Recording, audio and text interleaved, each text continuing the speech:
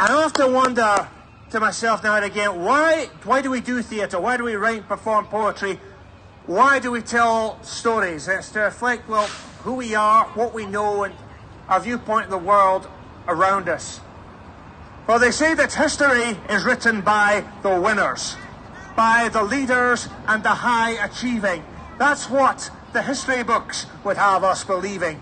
But if you read between the lines, if you look behind the lies, you find that real life, real history is not written by the winners, it is written by the losers. So here's to them.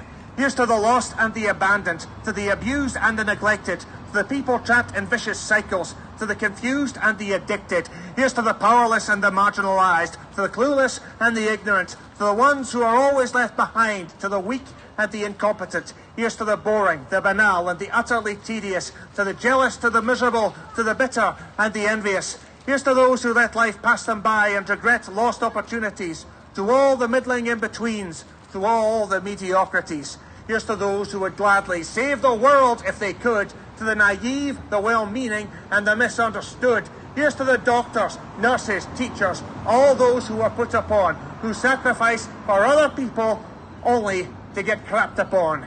Here's to the immigrants, the slaves and the underpaid workers, to the families, to the fathers and the overworked mothers. Here's to the homeless, to the starving, to the beggars on their knees, to the has-beens that never were and the never going to be's. Here's to those who are lonely, who are always out of love, to the voices who are never heard and who aren't heard often enough, the ones who are never seen. Not the government, not their enemies, but the ones caught in between.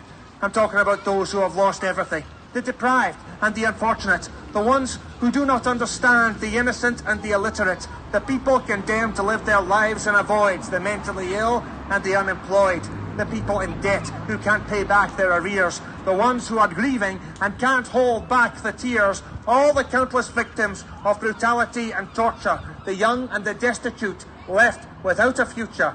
But I'm telling a lie. Here's the reason why. These people are not losers, these people are survivors. Their endurance should inspire us. So while the winners and their toadies take the credit and the glory, let the survivors have a chance to tell the real story.